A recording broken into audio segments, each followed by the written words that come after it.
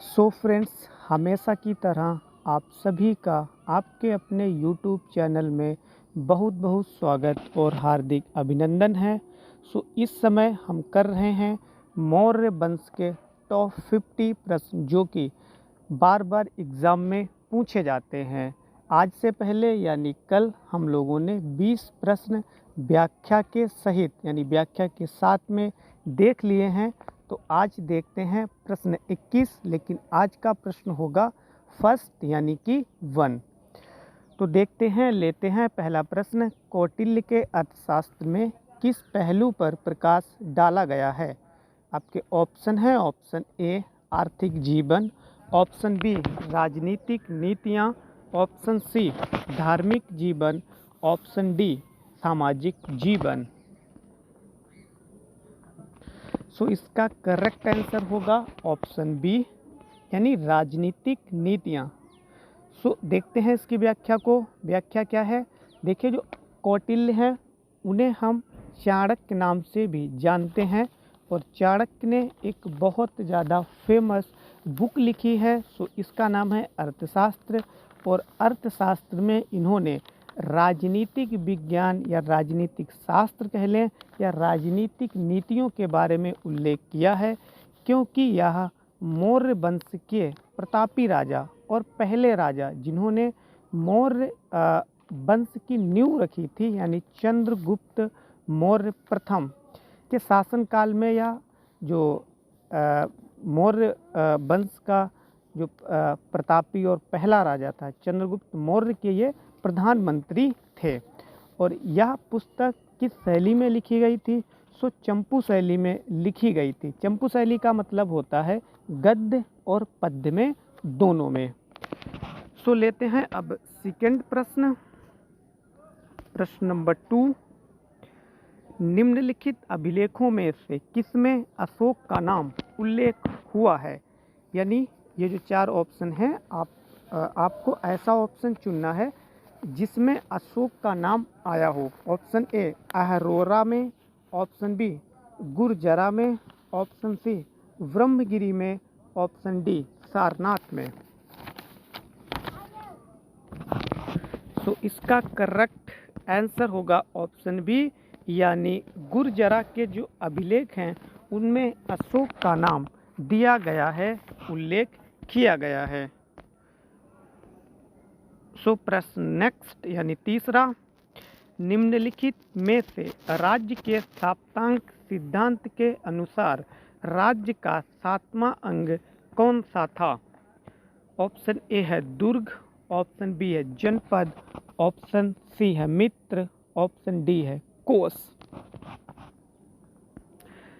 इसका correct answer होगा option C यानी जो मित्र था वह जो कौटिल्य थे उनके साप्तांक सिद्धांत के अनुसार 7वां अंग था। इसका मतलब क्या है? इसके लिए आपको जानना पड़ेगा। कौटिल्य ने जो साप्तांक सिद्धांत दिया था, साप्तांक सिद्धांत का मतलब है कौटिल्य ने 7 ऐसे चीज़ बताई थी या 7 ऐसे संगठन बताए थे जो कि एक राजा के लिए होना आवश्यक है, और यदि 7 में से कोई भी एक चीज़ अनुपस्थित होती है तो वो राजा सफल नहीं होगा। यानी हम इसे ऐसे भी कह सकते हैं कि जो राजा सफल होना चाहता है उसमें ये 7 चीज़ों का होना जरूरी है। कौन कौन सी चीज़ें हैं? आइए देखते हैं। दुर्ग, उसने बताया था कि राजा के पास जो है भाई दुर्ग होना चाहिए। दुर्ग का मतलब है किला, क्योंकि राजा होगा तो उसके लिए एक रहने के लिए और कार्य करने के लिए क्या होना चाहिए? एक किला होना चाहिए। फिर उसने कहा था जनपद, मतलब राजा है तो उसके लिए क्या साम्राज्य भी होना जरूरी है, नहीं तो फिर वो जो अपना शासन है वो किस पे करेगा? उसके लिए क्या होना आवश्यक है? जनपद। जनपद से यहाँ पर जो है मतलब है उसका जो शासन है वो, यानी उसका राज्य भी होना चाहिए। फिर उसने बताया था कोष। कोष का मतलब है यहाँ पे धन से, यानी राजा के पास धन होना चाहिए।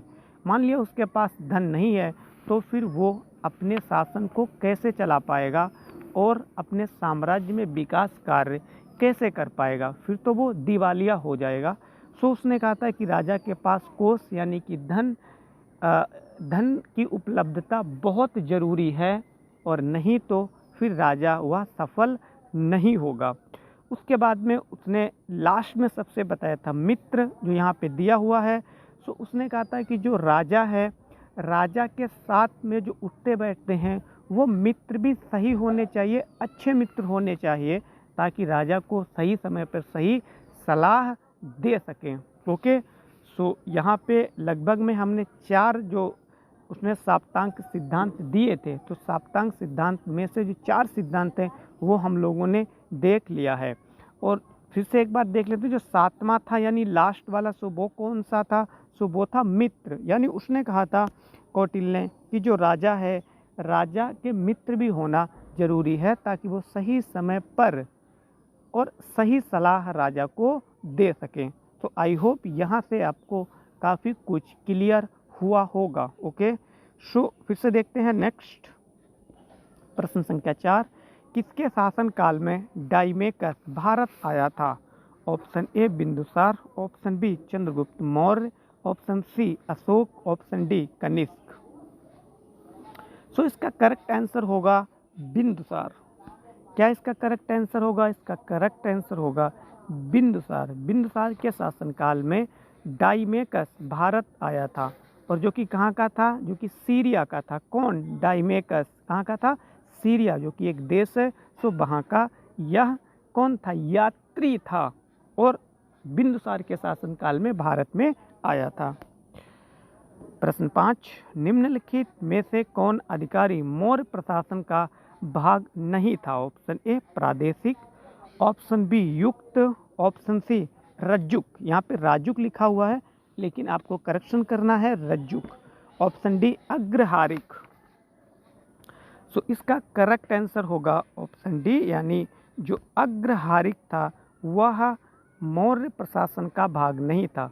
इसका मतलब है जो तीनों ऑप्शन दिए हुए हैं ये तीनों ही मौर्य प्रशासन के भाग थे, प्रादेशिक, युक्त और रज्जुक। ठीक है। फिर प्रश्न 6, इंडिका का मूल लेखक कौन था? यानी जो इंडिका बुक है उसके आपको राइटर को बताना है। Option A Megasthenes, option B Nearchus, option C Plutarch, option D Diodorus. So इसका भी करेक्ट आंसर होगा ऑप्शन ए, यानी इंडिका। इसके बुक के लेखक है मेगास्थनीज। ओके, तो बहुत ज़्यादा ये इम्पोर्टेंट बुक है, ऐतिहासिक बुक है। ठीक है। सो प्रश्न नेक्स्ट 7वां, यानी कि निम्नलिखित में से किस देश से अशोक का कोई अभिलेख नहीं मिलता है? यानी फिर है option A Bharat, option B Afghanistan, option C Sri Lanka, option D Pakistan.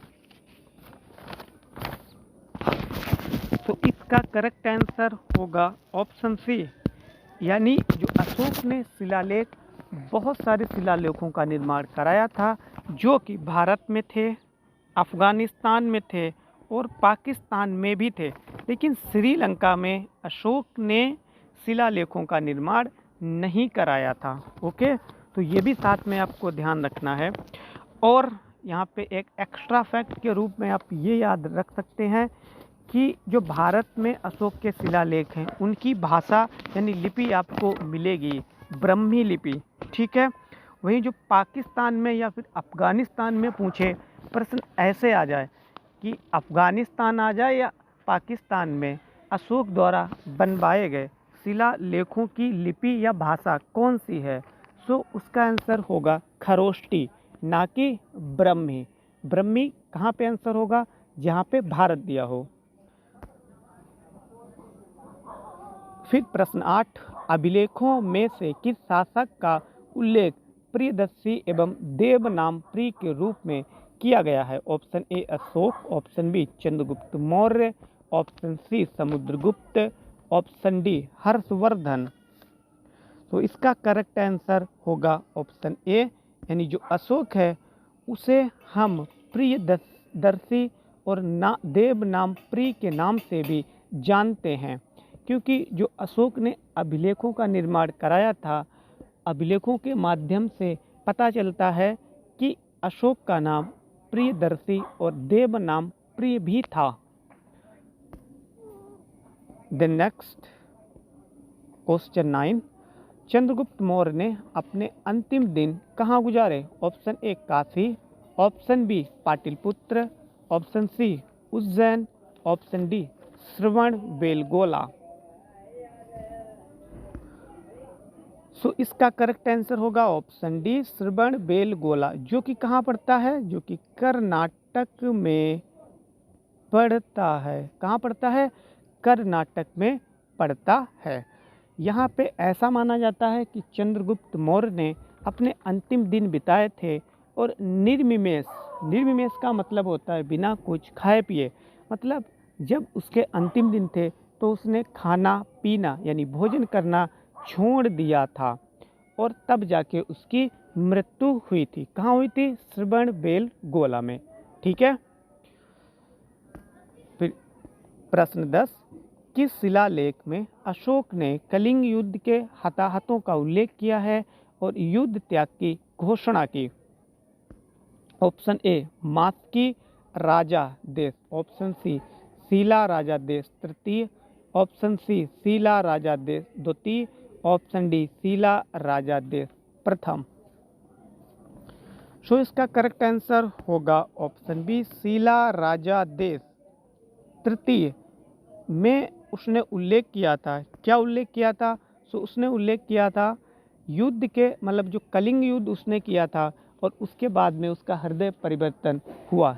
उसके बाद से उसने युद्धों को करने में विश्वास नहीं रखा, हिंसा को बिल्कुल छोड़ दिया और एक तरीके से धार्मिक व्यक्ति बन गया और उसने अपने राज्य में बहुत सारे अच्छे काम किए, धार्मिक उपदेशों को उसने प्रचारित प्रसारित किया और बौद्ध धर्म को भी उसने अपनाया। ना कि सिर्फ उसने बौद्ध धर्म को अपनाया बल्कि उसके समय में जो बौद्ध धर्म का जो सम्मेलन हुआ वो भी उसने आयोजित करवाया। ठीक है। तो क्वेश्चन ऐसे भी आ सकता है जैसे कि अशोक किस धर्म का अनुयायी था? तो इसका करेक्ट आंसर क्या हो जाएगा? बौद्ध धर्म का अनुयायी था। प्रश्न 11, बिंदुसार के शासन के दौरान अशांति कहाँ थी? Option A Ujjaini, option B Pushkalavati, option C Takshashila, option D Rajgriha. So इसका करेक्ट आंसर होगा ऑप्शन सी यानी तक्षशिला में। कहाँ पे? तक्षशिला में बिंदुसार के शासन के दौरान अशांति थी। और तक्षशिला कहाँ पड़ता है? तो ये आपका पड़ता है पाक में यानी कि पाकिस्तान में। तक्षशिला विश्वविद्यालय के नाम से भी बहुत ज़्यादा फेमस है। प्राचीन काल में भारत में 2 विश्वविद्यालय बहुत ज़्यादा फेमस हैं। एक तो तक्षशिला जो कि पाकिस्तान में पड़ता है, वर्तमान में पाकिस्तान में पड़ता है, लेकिन पहले पाकिस्तान भारत ये सब एक में ही था।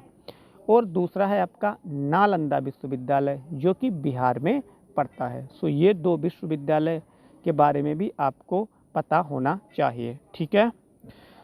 फिर नेक्स्ट प्रश्न 12, मौर्य दरबार में ग्रीस के राजदूत का क्या नाम था? Option A Sikandar, option B Megasthenes, option C Pluto, option D अरस्तु।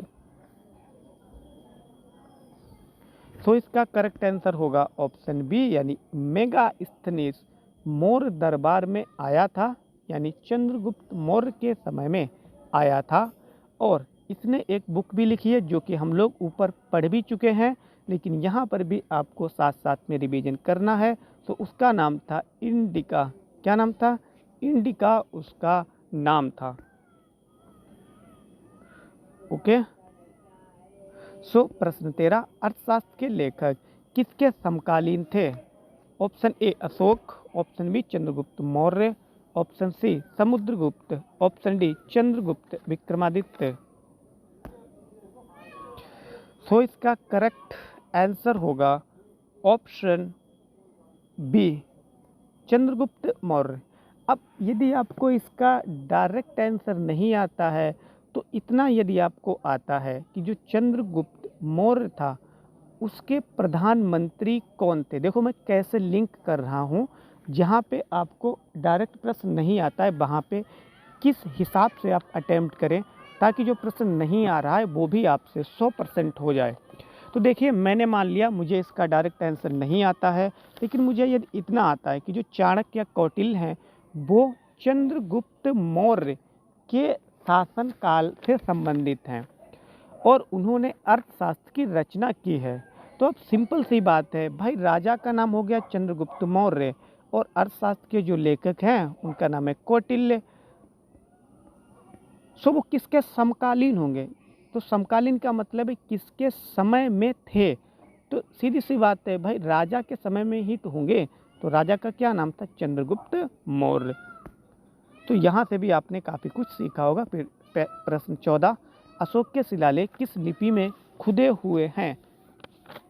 गुदे हुए, माफ़ी चाहूँगा, यहाँ पे खुदे हुए तो होगा ही नहीं। क्या होगा? खुदे हुए। क्या होगा? खुदे हुए नहीं होगा, क्या होगा? अशोक के शिलालेख किस लिपि में खुदे नहीं, गुदे हुए हैं। गुदे होने का मतलब है किस भाषा में उनका यूज किया गया है, क्योंकि शिलालेख है तो वो गुदे हुए होते हैं, क्योंकि पत्थर पहले किसके बने हैं? शिलालेख पत्थर के बने हैं। सो पत्थर में भैया लिख कैसे सकते हैं? हम गोद ही सकते हैं किसी भी मजबूत या धारदार यंत्र से।